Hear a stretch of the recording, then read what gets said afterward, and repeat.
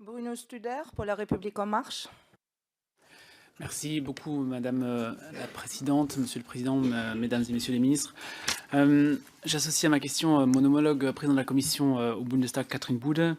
Demain a lieu un vote capital pour le droit de nos auteurs à être reconnus et à être protégés partout en Europe.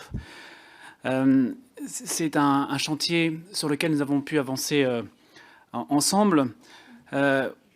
Heureusement, parce qu'il y a d'autres chantiers sur lesquels nous avons avancé séparément, parce qu'on a hérité d'un cadre juridique hors d'âge avec la directive e-commerce qui date de 2000, à une époque où ni YouTube, ni Facebook, ni Twitter existaient, et qui fixe un régime de responsabilité qui est finalement un régime d'irresponsabilité pour les plateformes numériques.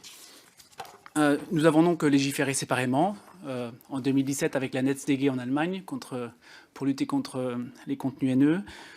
J'ai moi-même été rapporteur d'une loi contre la manipulation de l'information en 2018. Une proposition de loi arrive au Parlement français à la fin du printemps visant à lutter contre les contenus haineux, présentée par notre collègue Laetitia Avia. Et la question qui est au fond assez simple, c'est quelle est la position que vous serez prêt à défendre lorsqu'il s'agira effectivement de réviser cette directive e-commerce qui date de 2000 et qui pose fondamentalement la question de la responsabilité de ces entreprises aux intérêts privés, entreprises qui ont profité de la fulgurance de leur développement pour fuir leurs responsabilités dans nos démocraties. Je vous remercie.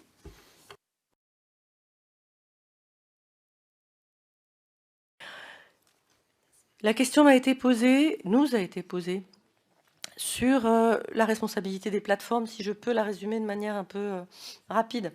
Elle a une actualité particulière. Vous l'avez reliée à la révision de la directive e-commerce.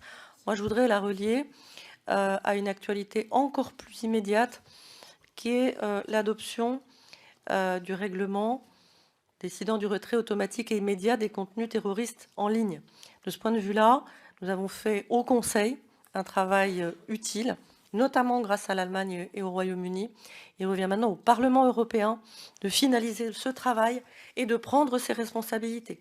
À un moment où l'attentat de Christchurch nous a montré que l'autorégulation des plateformes n'existait pas, en tout cas ne pouvait pas suffire, en tout cas ne pouvait pas répondre à nos préoccupations.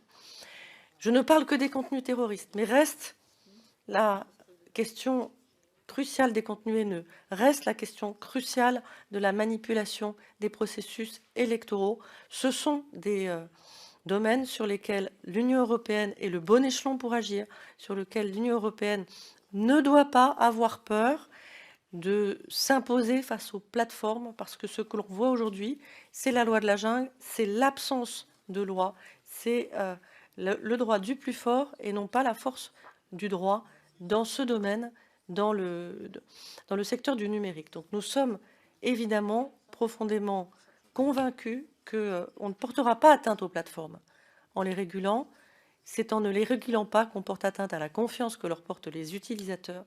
Et cette confiance est plus importante que toute autre chose pour ces plateformes. Wer wüsste das nicht besser als Sie? Les droits d'auteur, c'est un sujet particulièrement sensible, nous le savons tous. Nous n'avons pas encore réussi à rassembler tous les intérêts sous un même chapeau pour que nous puissions mener un débat sans préjugés et sans émotion sur les règles, une sorte de code de conduite sur le numérique pour protéger les créateurs. Et là, la France s'engage beaucoup à juste titre.